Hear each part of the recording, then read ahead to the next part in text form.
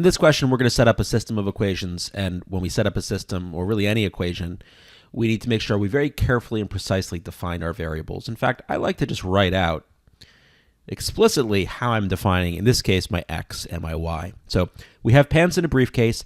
The sum of the prices of the pants in the briefcase before tax was at 130, and then we have the price after the tax, which was just on the briefcase. That sum is 136.75. So how are we going to define x and y? Let's define as x the pre-tax price of, let's do the pants. And for y, again, we'll assign that as the pre-tax price, this time of the briefcase.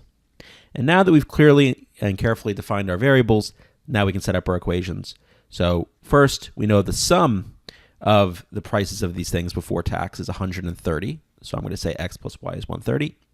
But now we need to account for the sales tax on the briefcase. So in fact, if I do x, again, as the price of the pants, because there's no tax on that, how would I account for a 9%, essentially 9% increase on the price of the briefcase? Well, using our trick, I'm going to multiply my price of the briefcase by 1 plus 0.09, 1.09 essentially. So let's change that, because that gets me a 9% increase of y using our shortcut. And this should add up to the total post-tax price of 136.75. And now we need to find the price of the pants. We need to solve for x. Be very careful here. Solving for y is very natural given how this is set up. So just remember to give them what they want, which in this case will be x. But so we could use Desmos. I'm just going to go ahead and do this by hand because I can just go ahead and multiply the top equation by -1 and then add straight down. So the x's cancel. Negative y plus 1.09y will just leave us with 0.09y.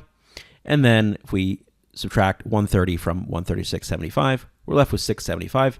And now we can go ahead and just divide 675 by 0.09.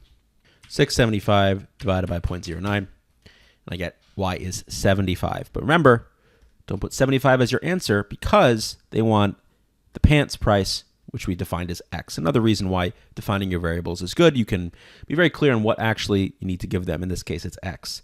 So we know x plus y must equal 130. So if I just take 75 and subtract it from 130, what's left is 55, and that's our answer.